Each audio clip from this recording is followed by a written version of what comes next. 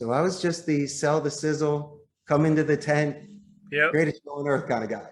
Now, how many calls, we always get how many calls and I'm sure it varies between commercial and residential, but how many calls a day were you making when you were doing residential? I Oof, bet you when were cranking them I out. could manual dial myself 400 calls a day. And Oh, don't good. kid yourself, I got the phone with the big buttons on it. It was Yeah. much more easier, and I didn't have to look at it, like the lady at the supermarket. But I used to work 10 hours a day, 6 days a week to hustle. Right. And that was the money that I had earned in order to invest in growing my business. So it was like more of a leapfrog. But no, manually dialing, I was doing about 400 now. If you're here with a predictive dialer, my suggestion is to at least on a 5-minute talk time to get 4,000 unique numbers a month. You got 2 to 4 lines dialing at the same time, which means you have a contact ratio of almost 100% besides your dispositions and ready status.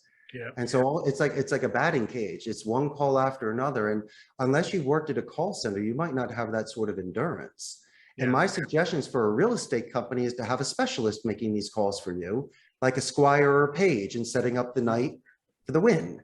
Yeah. And so they are professional bird dogs and telemarketers out there that are phenomenal at their craft. And I would leave them alone, because if they can build your pipeline and they can make follow-up calls for you, and they're definitely your sidekick, then you focus on the other things. But don't just leave them alone. If you're the closer, I would always be coaching. I would be listening to the calls that they made so you can enhance those skills, or possibly uncover certain speaking styles of the potential client.